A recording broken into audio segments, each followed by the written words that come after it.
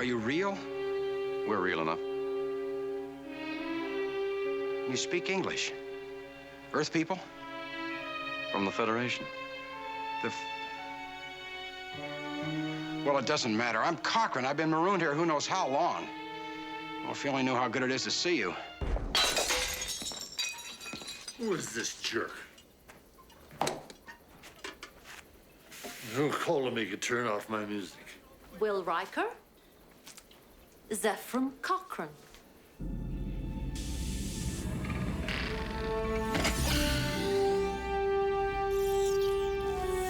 I play a guy named Zefram Cochrane, who's a scientist who's in the 21st century, and he's a rocket scientist. And he's sort of a maverick. He's a little bit of an alcoholic. He's a little bit of a womanizer, sort of a loose cannon, you know, a throwback to the 1960s. And he has developed this rocket. He develops actually warp speed. He's the first one to develop warp speed. But there has been another, as there is wont to be in this world, another war.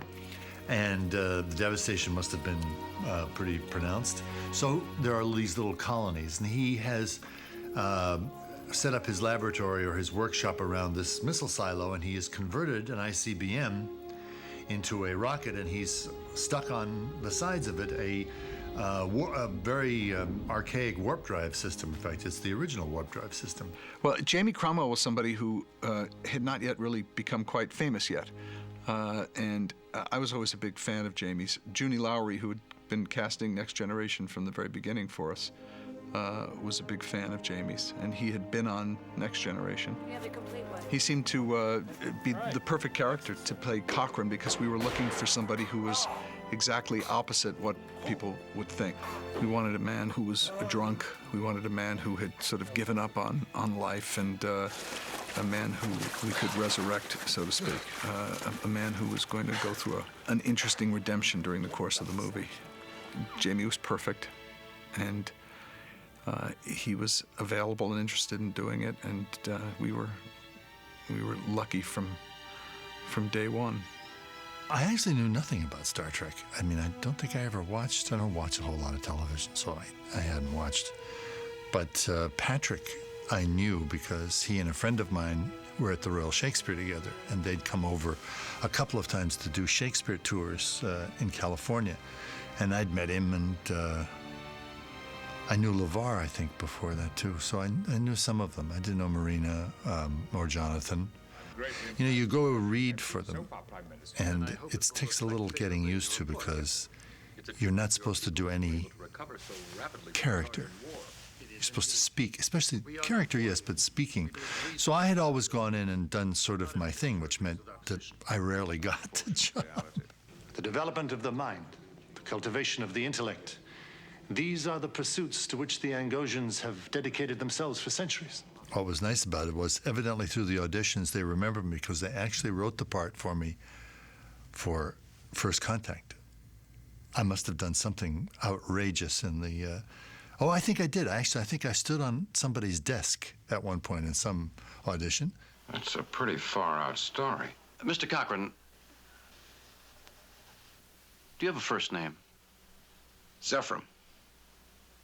Zefram Cochrane? Zefram Cochrane started out as a guest role in an original series episode called Metamorphosis. He was played by Glenn Corbett, and certainly one of the most popular episodes of the original series. But it was essentially just a one-shot. But in that episode, they described him as one of the pivotal roles in history, that the invention of warp drive transformed human society as we know it. The name of Zefram Cochrane is revered throughout the known galaxy. Planets were named after him. Great universities, cities. Isn't your story a little improbable, Mr. Cochrane? Historic people, famous people, are almost never what their actual legend is. There's almost always a more human truth behind that. And I think our First Contact tries to do that for us. We decided to take a lot of liberty with the original series character, and we created a new character, because the character we meet in this film is very different.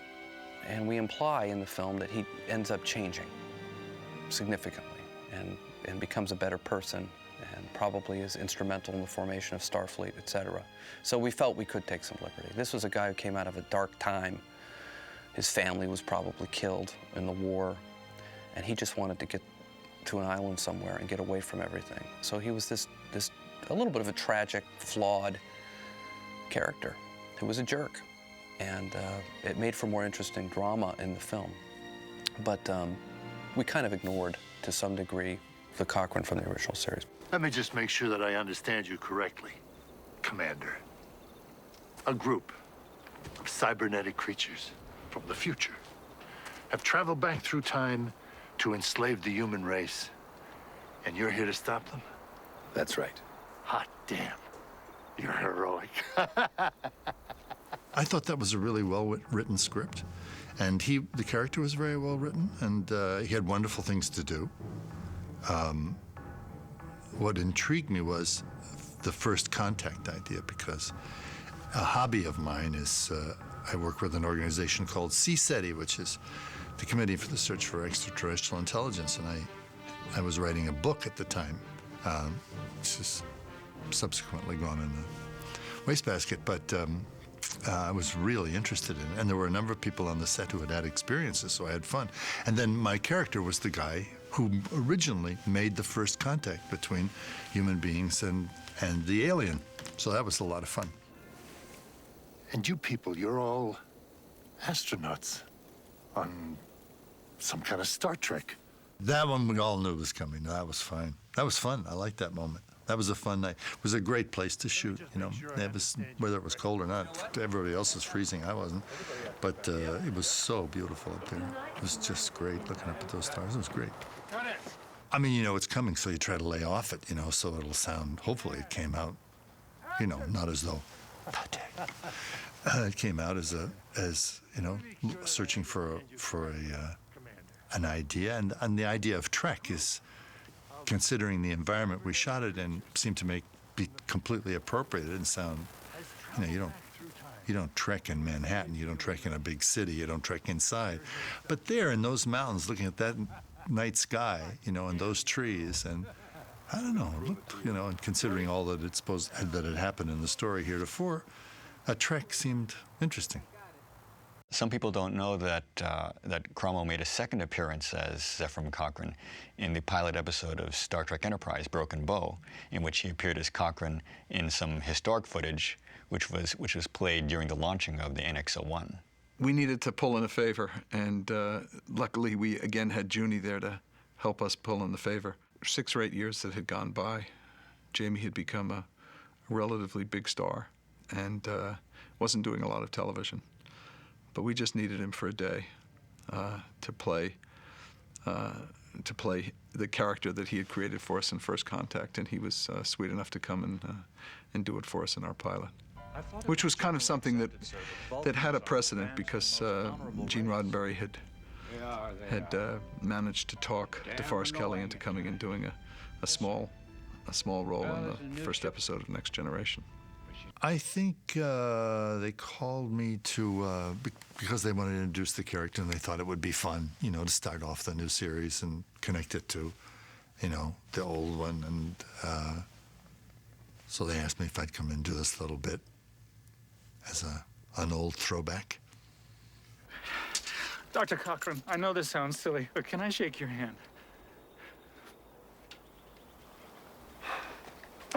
Thank you, Doctor. I can't tell you what an honor it is to work with you on this project. I never imagined that I'd be meeting the man who invented warp drive. I'm sorry. Right. Thanks. It's nice when people come up and say to me, I like your work, usually. And that's really a nice compliment that it's probably as nice as you can get. I always thought there would be more people from Star Trek, as I say, and there haven't been a whole lot. I mean, you know, it's mostly LA Confidential and Babe and General's Daughter, and then every once in a while somebody say, oh, I'm a Trekkie, and I remember you from... I don't think anybody ever from the television shows that I can remember. First Contact. So I guess they have their favorites, and some characters appeal to them, others don't. I hope I was believable in them. I guess I assume I was. my God. They're really from another world. And they're going to want to meet the man that flew that warp ship.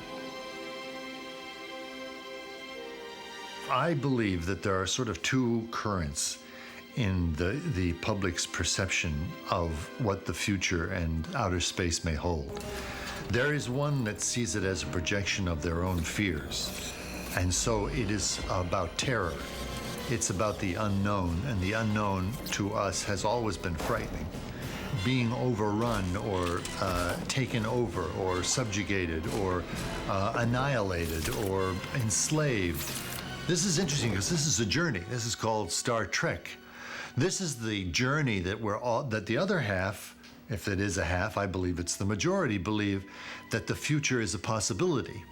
That what extraterrestrial intelligence offers, of course, it's a possibility, a wonderful possibility.